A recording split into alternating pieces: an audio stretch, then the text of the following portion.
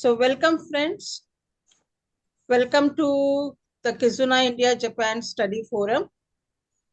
The Kizuna India-Japan Study Forum was launched in September 2022 by the Momusho Scholars Association of India, which is an association formed by Indian scholars who spent a year or more doing research in Japan.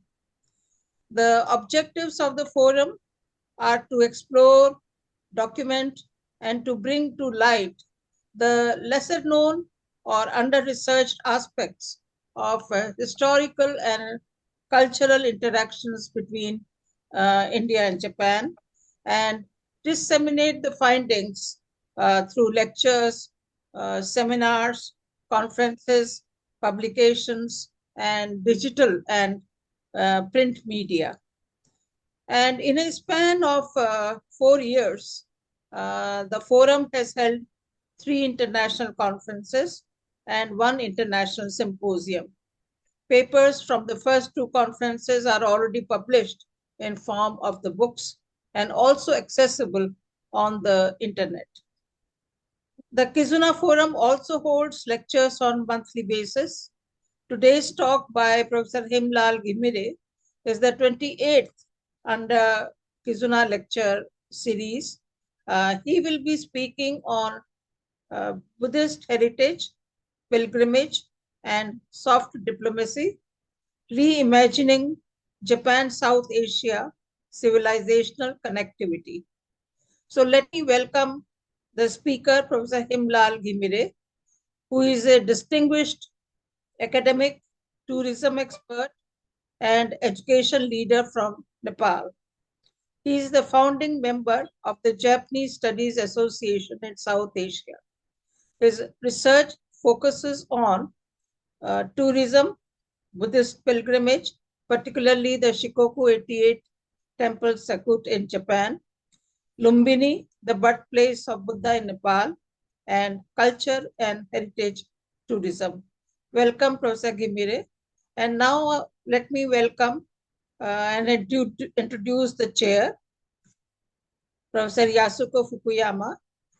She is a Ph.D. from Nagoya University and was a JSPS Postdoctoral Research Fellow at Ochanomizu University. And subsequently, she served as lecturer and associate professor at Chubu University. Currently, she is professor in the Faculty of International Studies, Ryukoku University, and also director of Ryukoku Museum, Kyoto, Japan.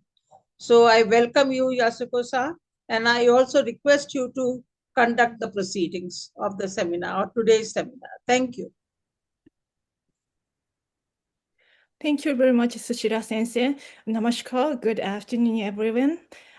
This is Yasuko Fukuyama from Japan, and I'm very happy to welcome Ghimire-sensei today. It's a great honor for me to serve as chair for today's lecture. Before we begin, please allow me to say a few words why I was especially pleased to accept today's chair. There are 2 personal reasons. The first is the theme of pilgrimage, which appears in his abstract. My first journey to India more than 30 years ago was, in a certain sense, a pilgrimage. I traveled with my mother to several major Buddhist sacred sites. At the time, I knew very little about the history of Buddhism and Indian religions or Indian art. Nor could I have imagined that I would eventually become a scholar of Indian art history. My first journey to India was therefore a pilgrimage in terms of the places I visited, but not always in a deeply spiritual sense. I would not describe myself as particularly devout Buddhist.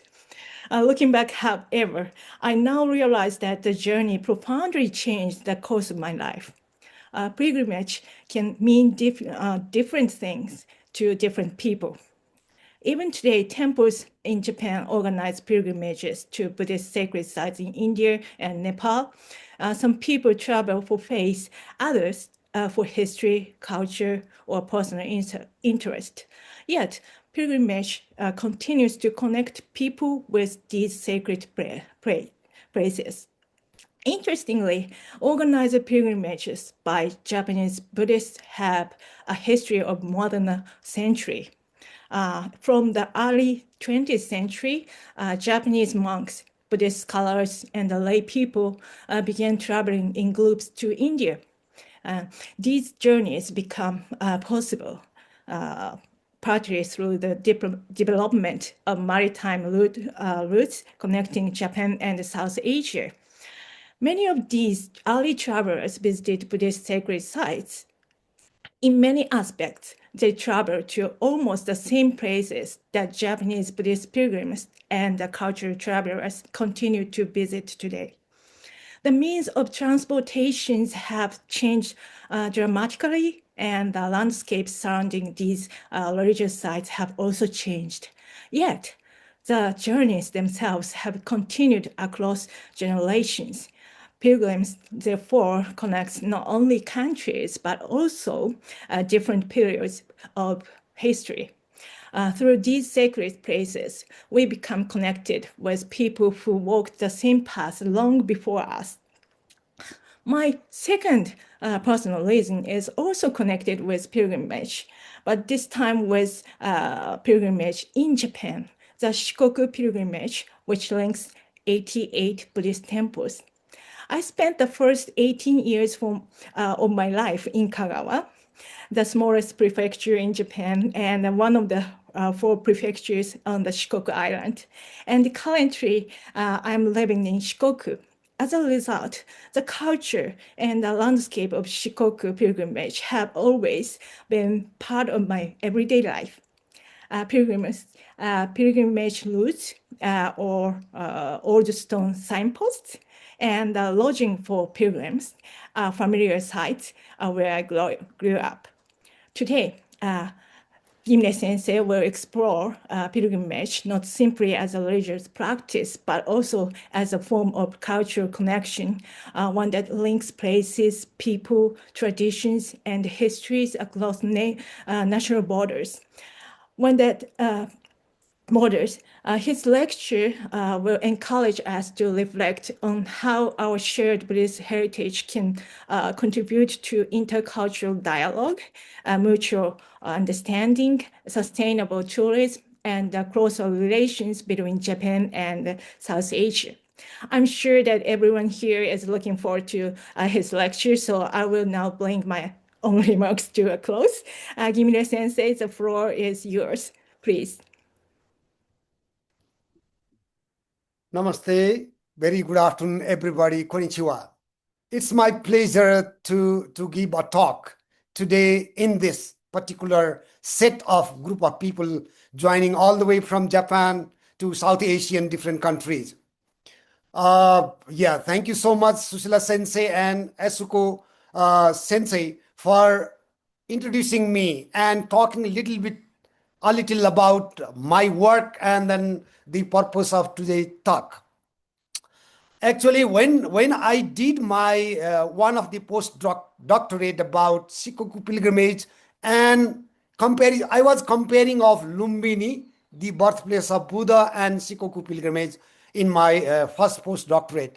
So if I will be talking about Shikoku only, it will go like 2-3 days also we can talk. Or only Buddhist heritage, we can have several talks. And so my today's topic itself is a little bit vague. I'm trying to accommodate so many things, like I want to go back to 2500 years ago when Siddhartha Gautama was born and then till date. So I'm trying to talk a bit more thing here today. However, I might be speaking little fast also to complete my job on time. So let's see the talk. So can I share my slide?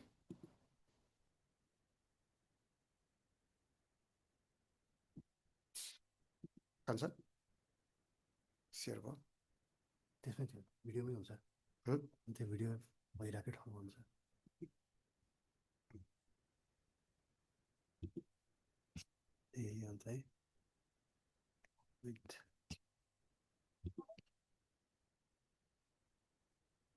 Just give me 1 second.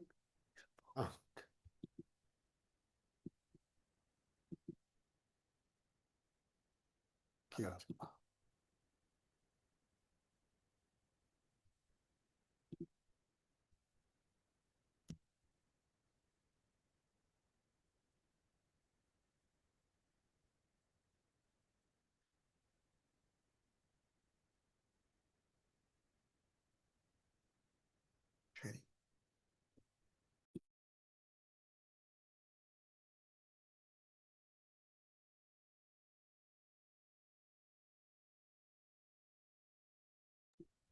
Can you see my slide?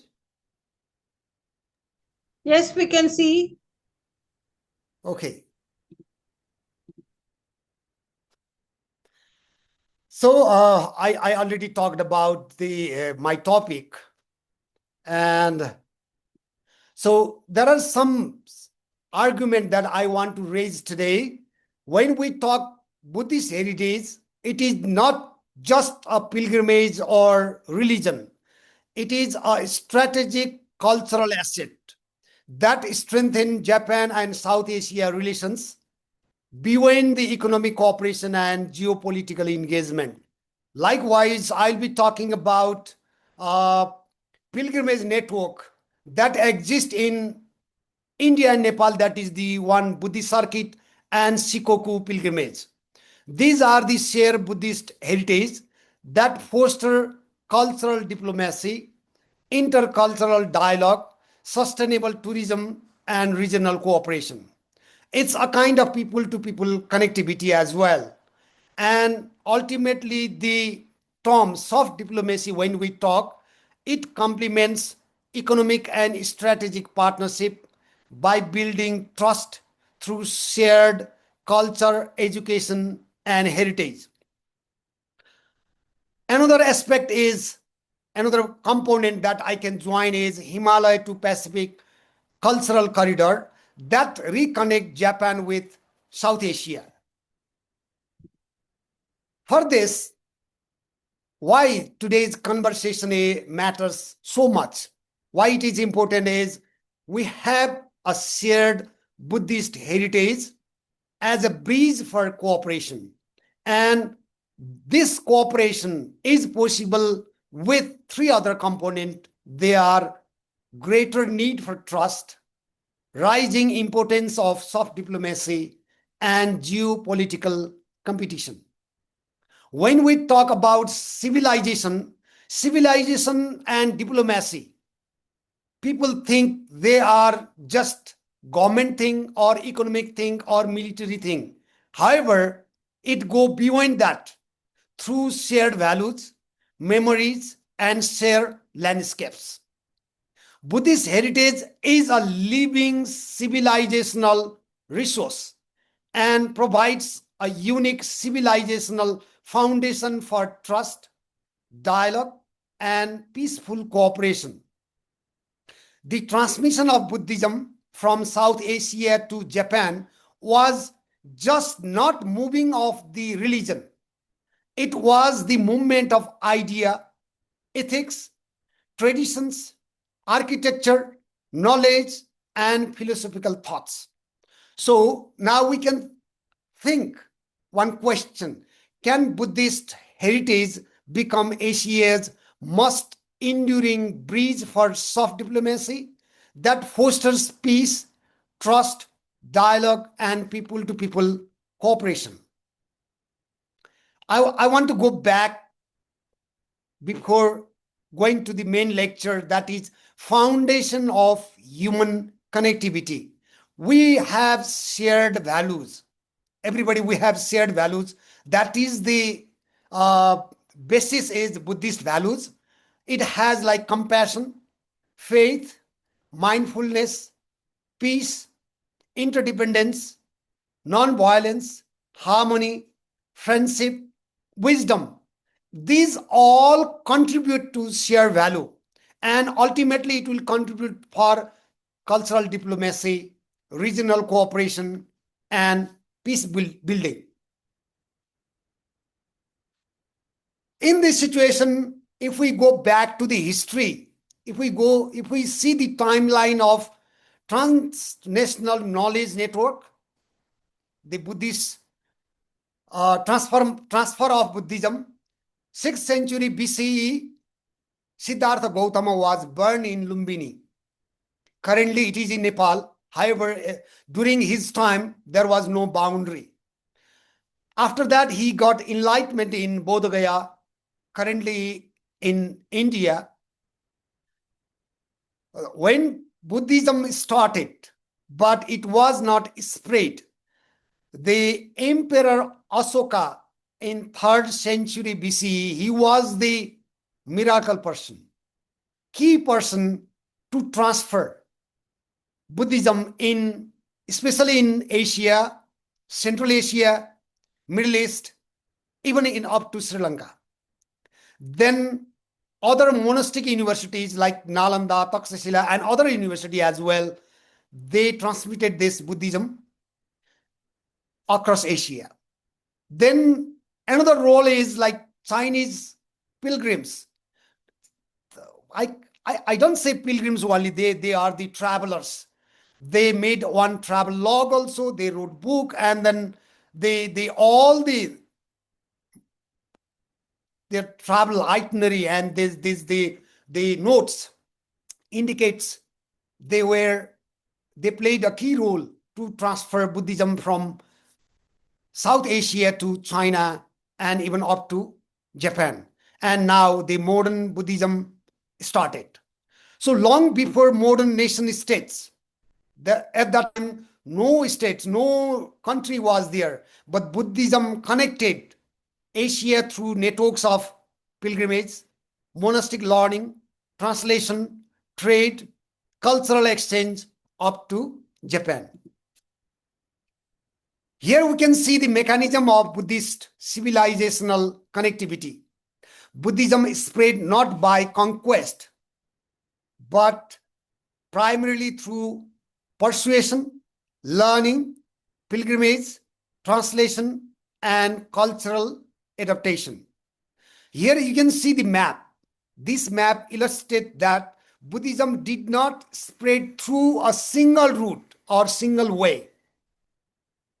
It spread with the network of land and maritime pathways linking South Asia to Central Asia to Southeast Asia, China, Korea, and Japan.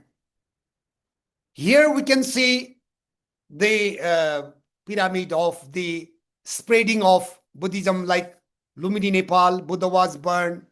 At that time, he was not Buddha, he was Siddhartha Gautama. Then when he got enlightenment in Bodh Gaya, then the Dharma spreads across Asia.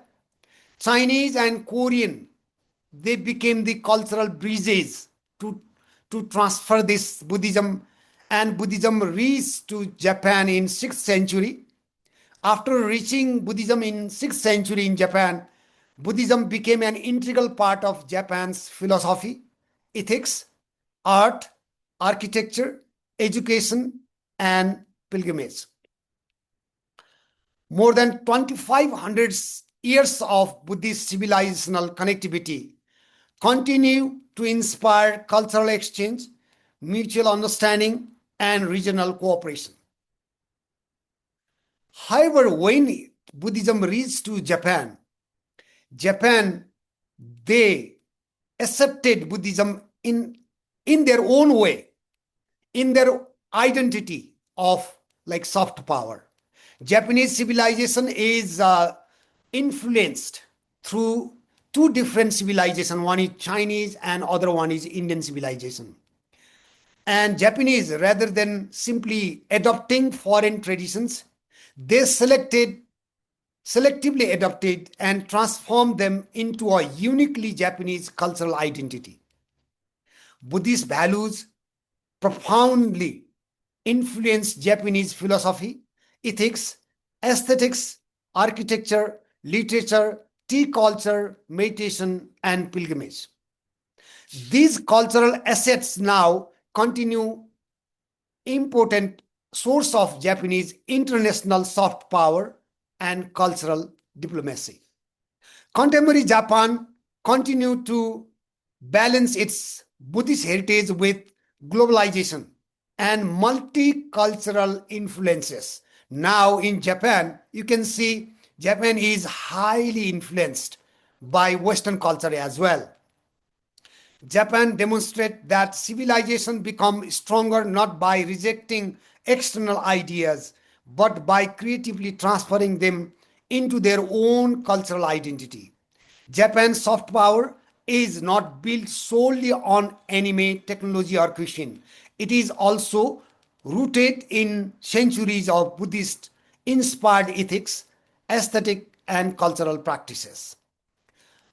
I told you Japan, it was a monocultural country in the past. However, it has become multicultural now, highly influenced by the South Asian culture. You can see Raksha Bandhana or Diwali or Holi celebrating in Japan. So Japan's soft power is strengthened not only by exporting their own culture, they respect, they embark celebrating the culture of others. That we can see now in Japan. So today's talk is organized by Kizuna India Japan Study Forum. So when I just try to find out what does this Kizuna is, its meaning is bond or human connection is built not only through diplomacy between government, but also through shared festival, cultural exchanges, and mutual respect. Here, I want to go back to 1893 when Swami Vivekananda, he was addressing a conference in Chicago. He has not traveled Japan up to that time, but he has known about Japan, and he was talking in his talk, look to east, pointing to the Japan. And while coming back from USA to India, he took a route to Japan. He lived for a couple of days in, I don't know how many days, but he stayed for some time in Japan. And Vivekananda admired Japan's remarkable balance between modernization and cultural preservation. For him, Japan demonstrated that an Asian nation could modernize without losing its civilizational identity. And he respectfully urged young Indians to visit Japan at least once in a life, believing that they could learn from Japan's work ethic, discipline, patriotism, punctuality, cleanliness, organization, and successful modernization while remaining rooted in its own cultural tradition, which is very important for youth of other countries, not only in Indian. It is very useful for Nepali or Bangladeshi or Sri Lankan young people also visit Japan and learn something from Japan. So more than a century before the concept of soft power emerged, Vivekananda recognized Japan as a model of civilizational influence through culture, ethic, and national character. Likewise, one of the notable person, pioneer of Japan-Nepal Buddhist connectivity, Ikai Kawaguchi. He was the founder of Shingon Buddhism he was just a Buddhist monk. He was trying to visit Nepal to find original Sanskrit Buddhist text and their Tibetan translation. So he visited Nepal 4 times, and second visit he gave 100 volume of Tripitaka to Prime Minister of Nepal at that time. In the third visit, he advocated for unity in Asia, and he wrote one very comprehensive letter to the government of Nepal, how Nepal can develop in several sectors, in education or in other developmental sectors. In his 4th visit in 1912, he visited Lumbini, and where he witnessed animal sacrifice at the Mayadevi temple. The temple is dedicated to Mother of Buddha. So he appealed to the Nepalese authorities to prohibit that practice.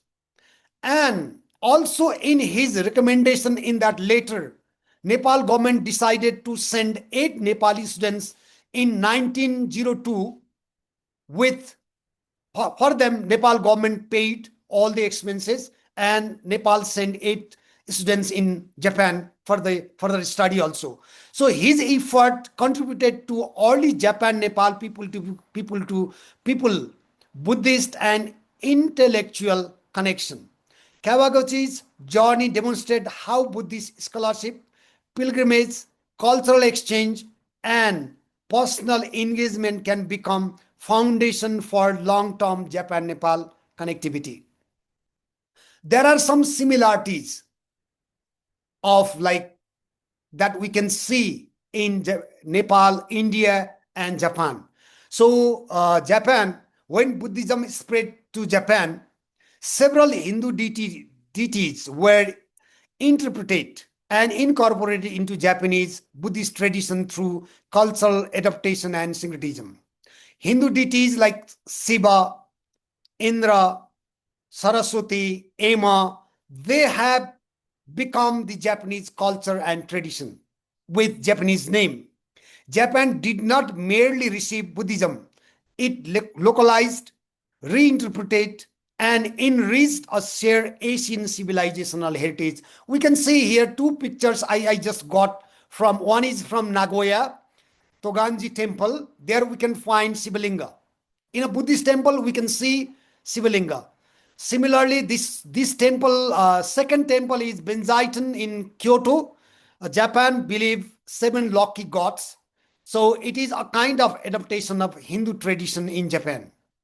Similarly, multi-tiered pagoda, Gojunto, that we can see in Nepal and Japan in the architecture of temples.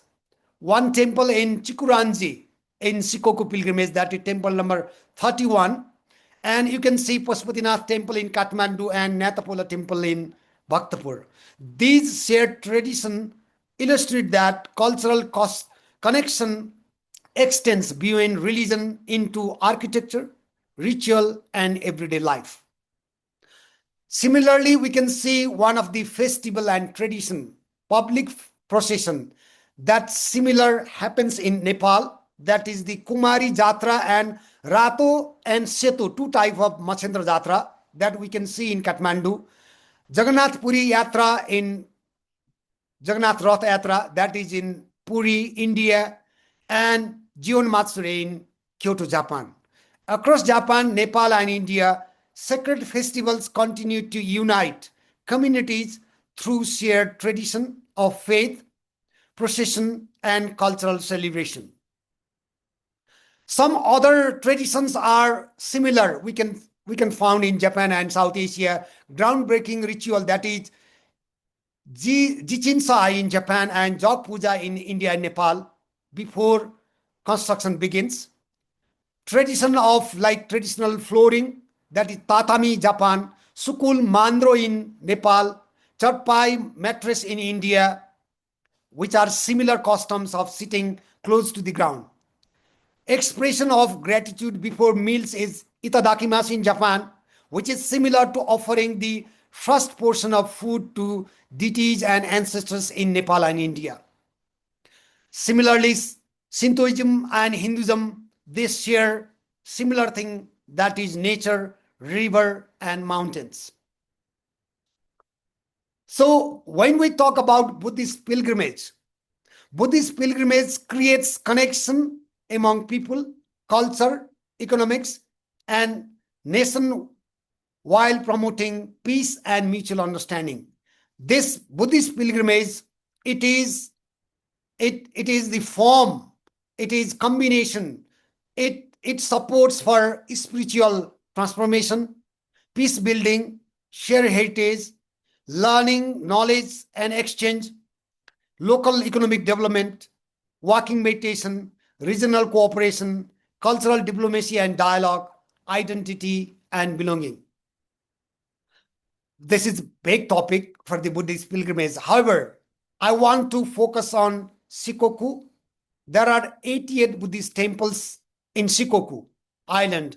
So it is a kind of living model of Buddhist heritage. This type of system rarely found in other parts. Japan, they have developed this Shikoku pilgrimage. It is one of the most prominent, evocative, and photogenic pilgrimage. Highly developed culture in Japan. And this pilgrimage was developed by Kobo Daisei, whose name was Kukai in the past. He was the founder of Shingon Buddhist sect in Japan, and he made a journey around Shikoku Island in search of enlightenment in 9th century and developed this Shikoku pilgrimage circuit. There are 88 temples. Temple number 1 starts from Tokushima, that is the Roenji temple, and ends at temple number 88 in Kagawa. So for that, pilgrims, they have to travel for near about 1300 kilometers. There are many pilgrims who travel by foot also. If they travel by foot, it takes like more than 2.5 months. But by using modern means of transport, they can complete within 4-5 days also. In temple number 1, before starting pilgrimage, they are given of 10 commandments of the Buddhism to follow. And it's a model of Buddhist heritage. Shikoku pilgrimage demonstrate how Buddhist heritage can simultaneously nurture spirituality, community well-being, cultural preservation, and sustainable tourism.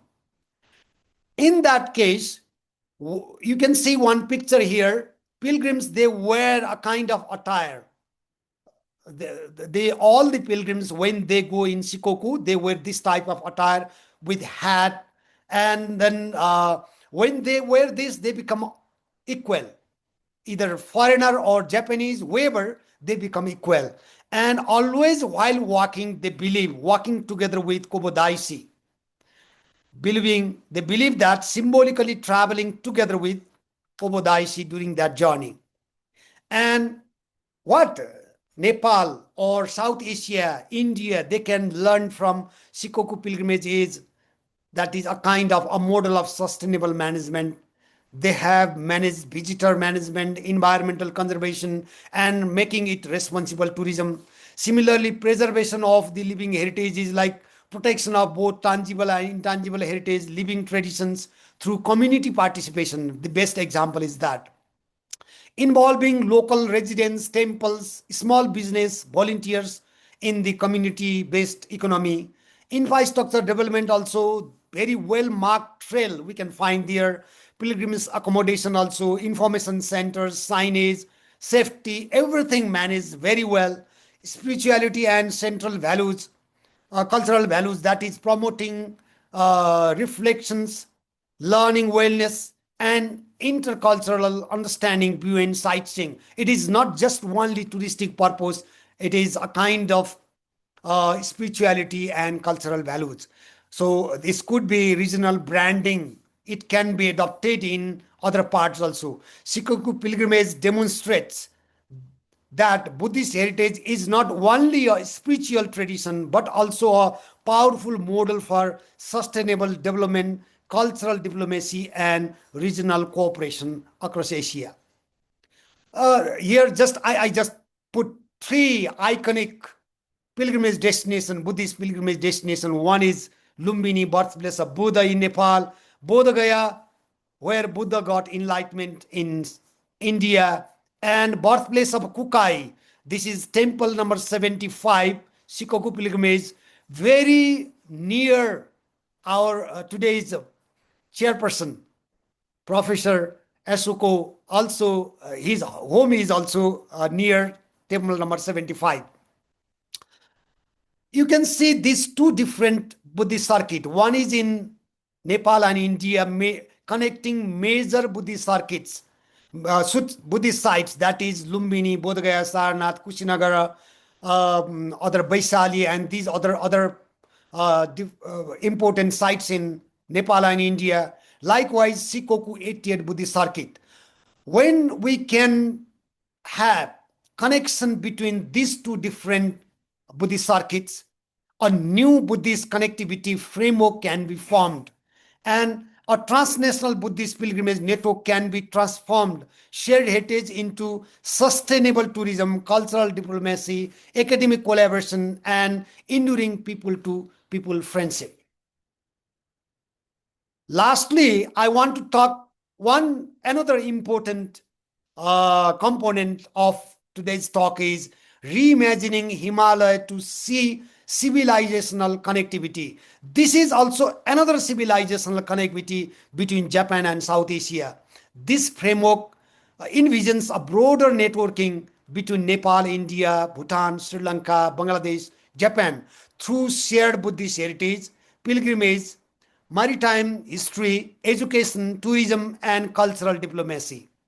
Historically, Buddhism traveled across Asia by two different ways. One is land, one is maritime.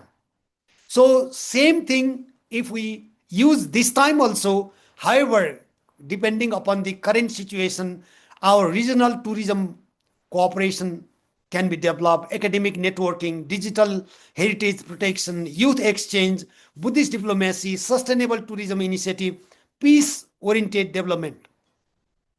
The Himalaya, it is crowned by the Mount Everest in Nepal, represents another shared civilizational landscape that connects people, inspire adventure tourism, and foster cultural and people-to-people connectivity between Nepal, South Asia, and even Japan.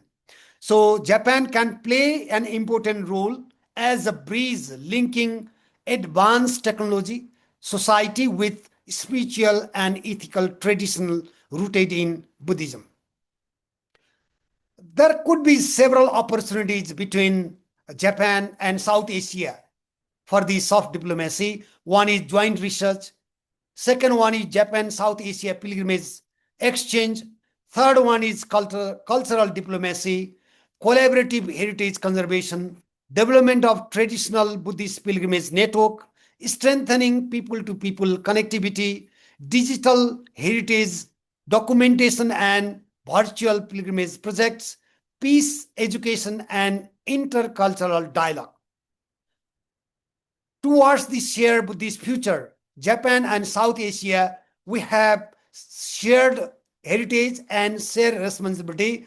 Let us preserve this living Buddhist heritage for future generation. Let us promote sustainable and responsible pilgrimage tourism.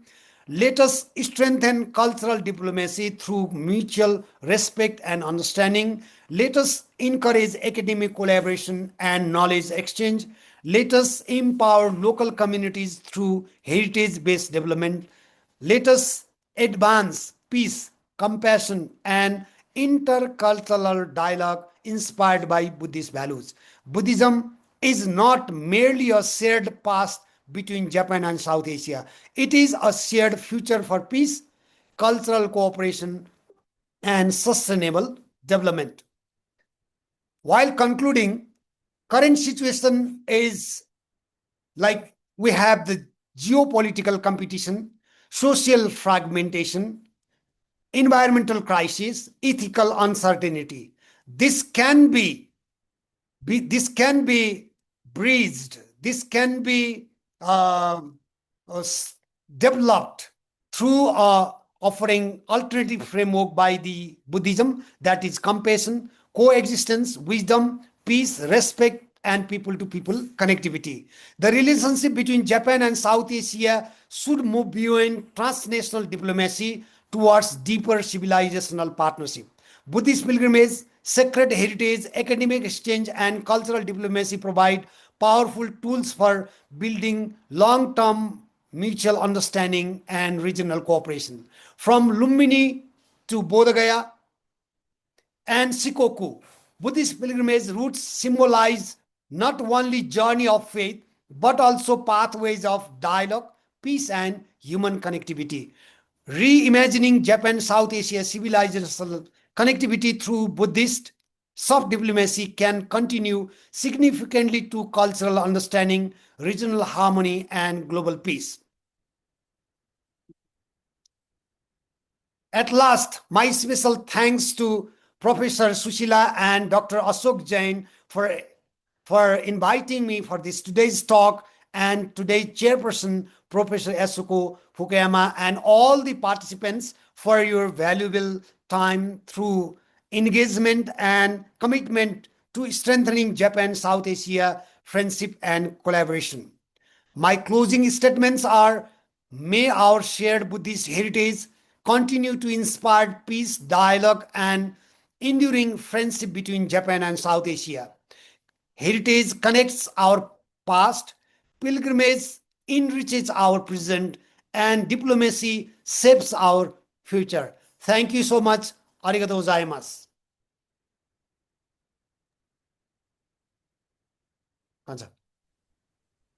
Thank you very much, Ghimire Sensei, for your inspiring presentation. There are, of course, many important issues that deserve further discussion. Before opening the floor, however, hands raising. Oh, please. I'll just stop my screen sharing. Okay. Please keep on. Thank you so much. Yeah.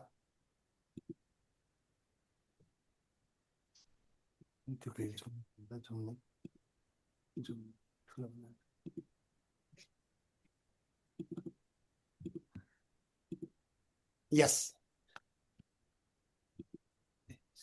Thank you so much. Thank you. Aftabji, you're Yes, raising your hand. Ambassador Aftab said he has raised his. Oh.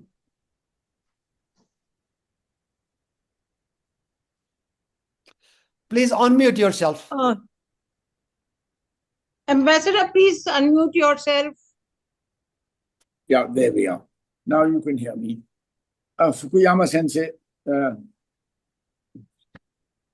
thank you so much for letting me have a few words. And Sushila Narasimhan Sensei, thank you for always organizing these wonderful events. And Dr. Ghimire from Nepal, thank you for an excellent overview of the international connections of Buddhism across the world. I just want to make a few observations from my own experience of dealing with Buddhism and Buddhist countries in various parts of the world. First of all, of course, Japan, where I first went in 1962, which is Showa Sanju's Nananen, 2 years before the first Japan Olympics. So I have a long connection with that country, but I wanted to mention about the Buddhist angle, that the imperial family of Japan have taken an extremely close interest in the Buddhist heritage of Japan. Of course, they are aware of wonderful temples, which Professor Ghimire also mentioned. For example, Sanju Sangendo in Kyoto. Of course, Kagawa is, with its 88 monasteries, is the big thing. We all know that Kukai, Kobodaishi, came from that territory, and it is a very holy part and holy pilgrimage for all Buddhists. But in Kyoto, there are these wonderful temples like Sanju Sangendo, where, as Dr. Ghimire said, the Hindu heritage has so closely been absorbed by the Buddhist iconography and the 1,000 gods which are displayed in Sanju Sangendo show how deep is the connection between our country and that. And may I also say that quite apart from Japan and India, as we all know, all through Southeast Asia, as Dr. Ghimire said, both the land route which went through Afghanistan, which was Buddhist, and all of Central Asia, which was Buddhist, and Mongolia, which is still Buddhist of the Lama tradition. Right. And you have China, which is Buddhist in more than one way. I have been in Shanxi province to Wutaishan, the three great holy mountains with those wonderful monasteries on the top. And I have seen, and this is long, in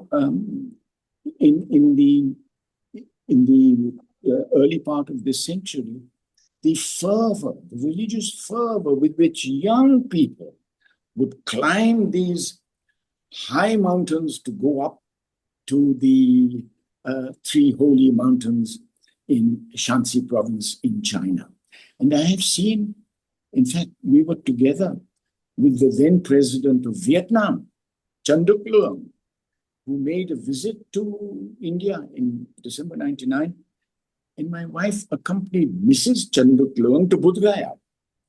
And she saw the deep devotion of the president of Vietnam's wife and the way she conversed with the Vietnamese priest. There are, as you know, in Bodh Gaya, there are temples which belong to the different countries who are represented in Bodh Gaya. And she did her devotions there with such fervor. So we have the Shwedagon Pagoda in Rangoon, in Burma, as a living example of the fact that Buddhism there. We have the Emerald Pagoda in Bangkok, and Ayodhya, just in the outskirts of Bangkok. All great symbols of how Buddhism traveled. And we cannot ignore Angkor Wat in Cambodia and the greatest stupa of the world, which is Bodh Gaya, which is Borobudur in central Java in Indonesia. And if you read a wonderful book by Diana Eck, who's a professor of religions at Harvard University, in that book she says, do you know which city has the largest number of Buddhist temples? Not in Southeast Asia, not in South Asia. It is in Los Angeles.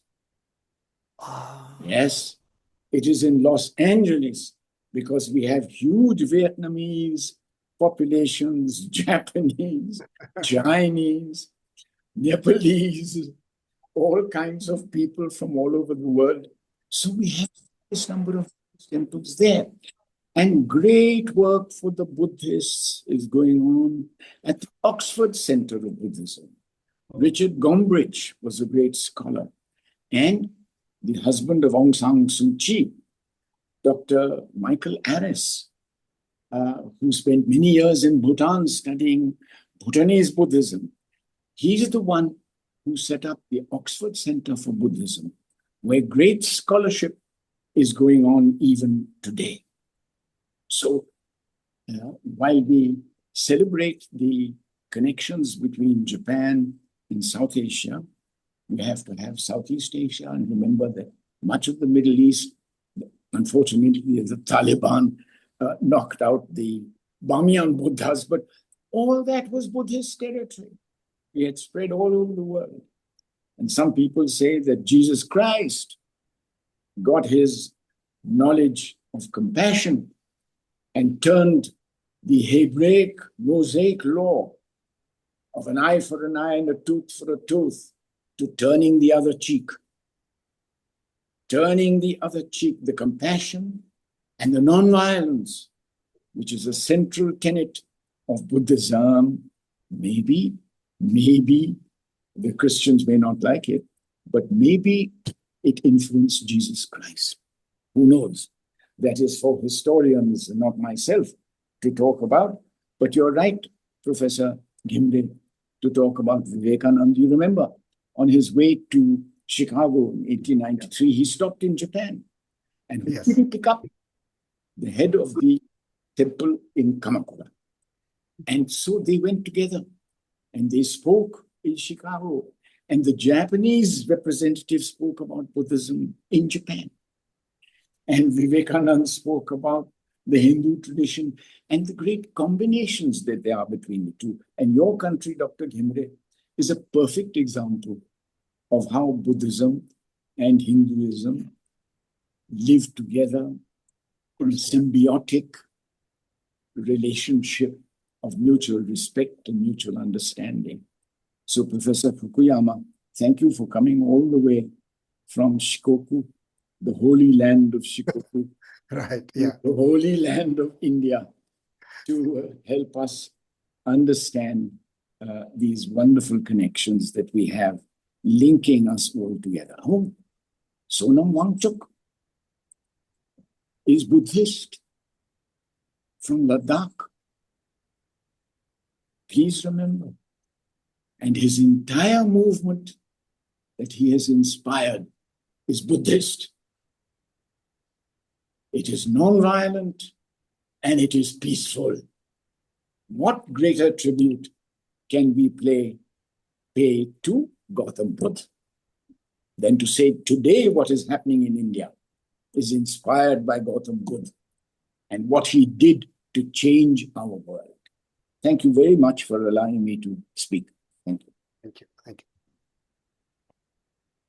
Thank Ghimire Sensei, do you have any comments to him? No, it was a pleasure for me to learn more thing that he just added for my talk. And then, yeah, actually, I try to cover so many things in a small, short lecture, like 25-minute lecture. So Wonderful. I try to You covered cover a lot. so many things. So I was speaking a little fast also. And I wrote everything in the slide also. I don't know whether you were able to. I watched it all. I watched Okay. it all. And I saw the compassion, wisdom, Right. buddhi, karuna. And thank you, sir. Thank you for your admire about Nepal. Also, we have very nice. Yes, Nepal. I have been to Nepal and I know Sure. the deep connections. And Thank you. Professor Yeah. Manoj Shrestha, one of your compatriots, Okay. who has been teaching in Nepal at Konan University in Kobe, had invited me. Yeah, Manoj, he's my good Manoj friend. Yeah. Shrestha? Yes, he's a great scholar and a wonderful man, and he does a lot of good work in Nepal for the young students there. Right. And he invited me to speak several times, in fact, as a visiting professor at Konan University in Kobe. And I was also a visiting professor at Doshisha University, by the way, in Kyoto. But that had nothing to do with Buddhism. It was a center for monotheistic religions. Ishinkyo Kenkyujo, Fukuyama Sensei. Ishinkyo Kenkyujo. That is where I was. That is Christianity, Islam, and Judaism. But that is another subject. Thank you very much for your information. Thank you. Is there any further question or comment?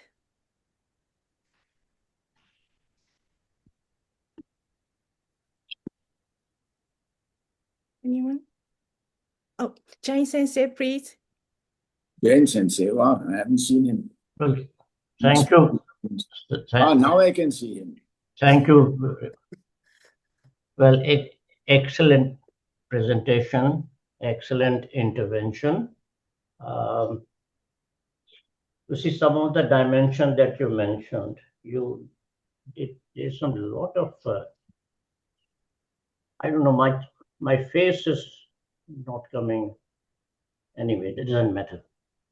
I can hear you. No, we can hear. Yeah. Yes, you see several dimensions of connection that you mentioned. There was two which need little more thinking and deliberation. You did mention the trade connection through Buddhism. Now that, of course, that also needs to be researched a bit. Yes. Fukuyama Sensei, that's for you because you can read it. Yes. Thank you. And the other, which is just for information, that the educational connection is the topic of international conference in Nepal, November 6th to 7th. Okay. I think Ghimire Sensei knows about it. So in the November conference, we are focusing essentially on the educational connection, starting from Buddhism, and stepwise it has changed.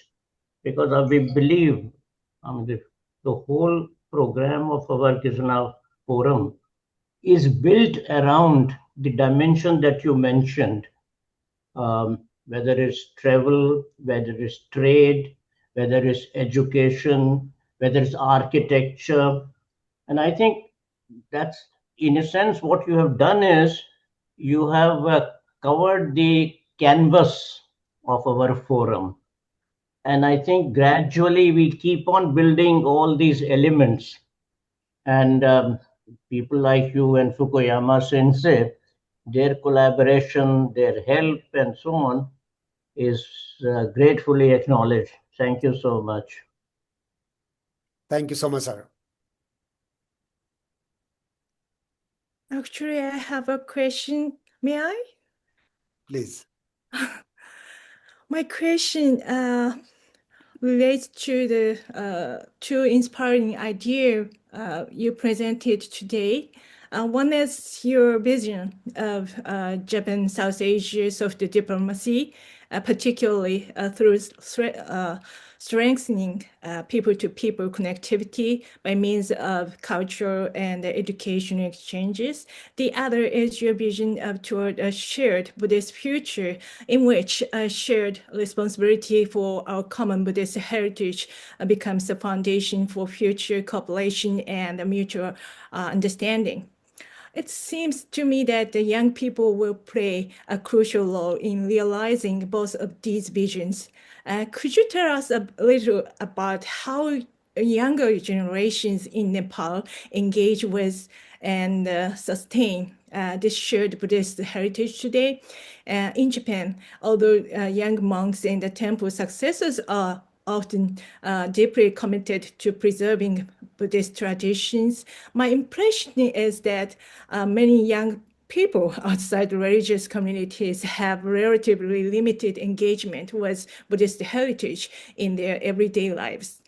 I would therefore be very interested to hear your perspective on how ordinary young people in Nepal perceive this shared Buddhist heritage and what role they might play in sustaining it for future generations.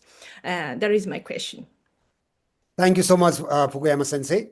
Yeah, if you notice in my presentation, when I was showing one slide about Shikoku, living example of living heritage, I wrote.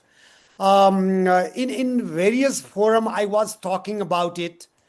Although Buddhism was originated from Indian continent, because when Buddha was there at that time, no nation boundary was there. We did not have like Nepal, India, Bangladesh, something like that. Indian continent, from there Buddhism was originated. Then now the situation, I can't tell everything about India, but compared to Japan or Korea or China, how they preserved, how they applied Buddhism in their daily life or cultural, they give value for Buddhism. It's not in India or Nepal. I don't say India whole, but in Nepal also, it has become like just a ritual. Not only to the young people, even for the monks also, even for the scholar also, they respect Buddhism. That's fine.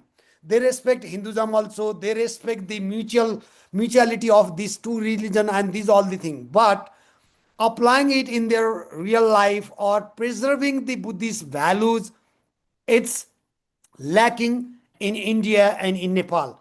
We say the origin place, we say India, Nepal, but it is lacking here. So to the young people also, when they go to the Buddhist temple or somewhere, they respect, that's fine. But it has not become the everyday life, or respecting to it for the future generation, a kind of awareness we can see, we can find. Even if you visit to Lumbini also, it has become, like several times in my talk I have been telling, Lumbini is not a sightseeing place or recreation place or picnic spot. It's not that place. It is the birthplace of Buddha. People go for with mission, with a kind of like hope. Why they go, why they want to go to Lumbini is like to get something in their life, change in their life. That is not happening in the current situation. Thank you. Thank you very much. That's very informative and interesting. Actually, at Ryukoku University, where I work in Kyoto, some of our students volunteer at the Gion Matsuri, which you mentioned in your presentation. They help pull the Yamahoko floats and assist with the running of the festival. Although only a small number participate, I think these experiences are an important way for younger generations to engage with living heritage. Thank you. If I have to tell you, Sensei, in my second postdoctorate, when I was doing in Nichibunken, Kyoto, I was there. So I did one research about what youth of Japan, how they are influenced by Western culture, and what do they think about Japanese original culture. That was my main theme. And I interviewed like more than 250 young people, and their perception about like how they think about the Japanese culture, whether it is influenced by Western or not. So in that research also, what I found is Japanese young people, although they follow because of the current situation, time, technology, so many things are there. Because if they try to wear kimono, it takes like hours. So young people wearing kimono go for the work, it doesn't work. And even food also, preparing Japanese authentic food, it takes hours to prepare. But if they go to the McDonald's, they can get within a minute food and go for the work. So these are the situational change, technology, time, so many things are there. So with that, there is influence of the Western culture. However, young people, they respect Japanese culture.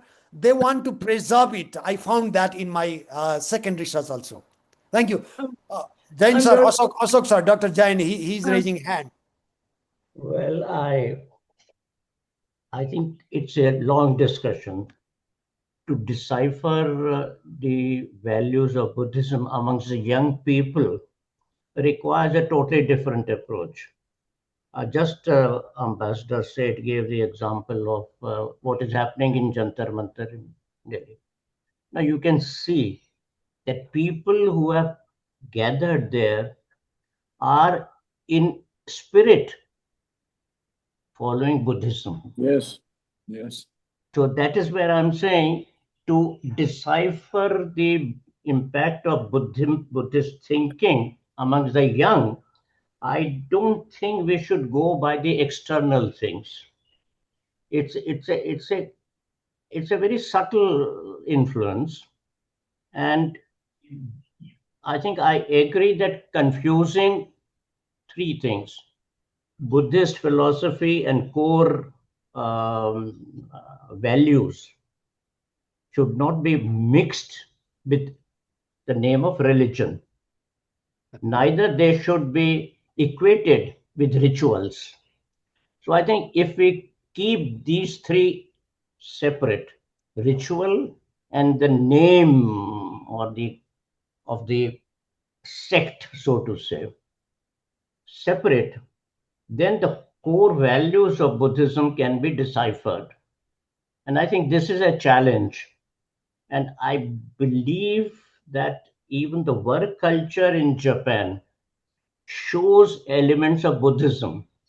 And maybe the younger generation, the work culture is changing, but still, compared to other countries, the work culture in Japan amongst the young has the element of Buddhism.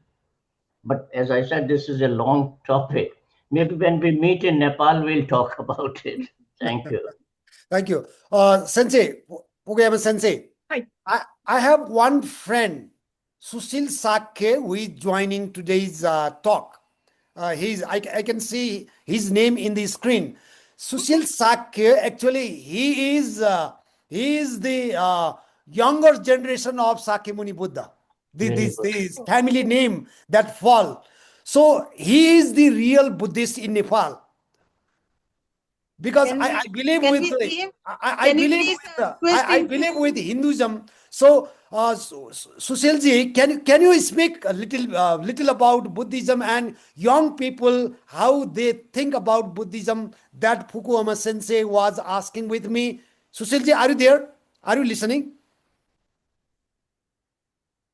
Sushila Sensei, the Yes. time is running out, but Please continue. Please continue. Okay. Ask him to switch on the camera. Yeah. Sushil. Sushilji, can you switch on? I'll try.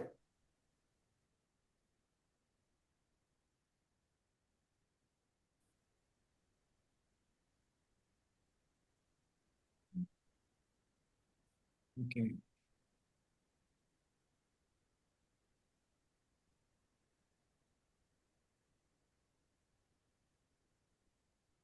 Please, Sensei, the conversation, you can, I'm trying to calling him. Seems he has left.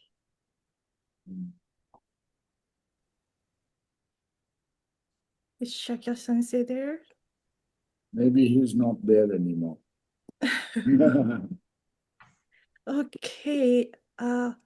Is there any He did not pick the phone. Okay. He wrote me, I'll be joining, and I can see his name. Oh, yeah. I've been seeing his name actually for a very But long time, no but I didn't answer, right? know.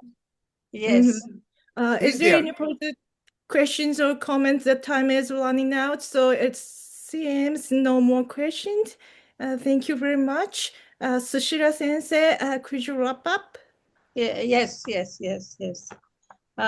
it was great listening to the two young scholars, both bound by a common scholarly interest in Buddhist studies and tourism. And it was also a wonderful intervention by Ambassador Seth and Dr. Jain, and how Ambassador Seth, tried to relate the Buddhist value to the ongoing developments in Delhi. That means Buddhism still is very relevant today in our lives.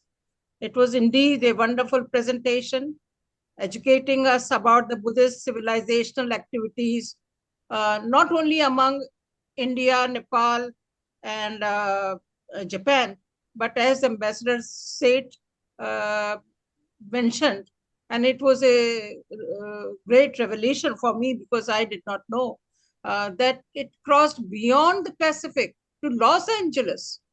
And there, I have been to LA a number of times, but I really did not know that so many temples exist there. This is the Professor Diana Eck, Yes, I have heard her name, and I have also read her book. Spent many years in Banaras. Yes. A great scholar of India. And it was her book called the Religions of America, or the New Religious America. That's the title of the book, which I read 25 years ago. And I met Diana Eck at Harvard. It is in her research, which she has done over all the world, but particularly about America. It was her brilliant research to find out that Los Angeles is the biggest Buddhist city in the world, which I, of course, like none of us knew it. I didn't know. Yeah, I also did not know about it.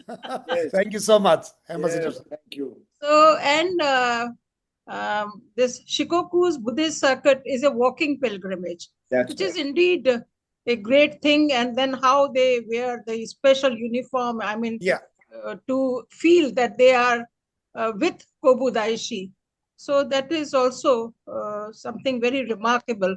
India's, if we try to form a walking pilgrimage between India, Bodh Gaya and Lumbini, I think it will be like 700-mile journey. Yes. Japan can help come out with the new innovative modes of transport and communications. Barriers are already disappearing. So, Professor Ghimire, I think the day is not far when your vision, the Himalaya to Sea cultural corridor linking South Asia with East and East Asia will be a reality. Thank you very much, Professor Ghimire, Yasuko-san, Ambassador Seth, and Dr. Jain. It would be a wonderful idea to disseminate these stories through YouTube and magazine. We request the speakers to share by writing one brief paragraph of at least one anecdote emerging from their research on India-Japan interactions. I would also like to thank all the participants for their interest in Kizuna activities and joining us via Zoom from various parts of the world. The 29th lecture is on 8th August by Professor Sunil Gupta, an eminent archaeologist. He will be speaking on early connections between India and Japan through the Indo-Pacific bead trade, micro bead, the glass beads. Went from Arikamedu to Japan, Yaoi, Japan. All these lectures are available on YouTube, Kizuna India Japan Forum, and the MOSAI website. So hope to see you Saturday, 8th August. Thank you very much around the same time. Thank you very much. Thank you so much. Yeah. Thank you very much. Bye. Bye. Bye-bye. Bye, Bye-bye. doctors. Bye-bye. Thank you so much. Thank you. Bye.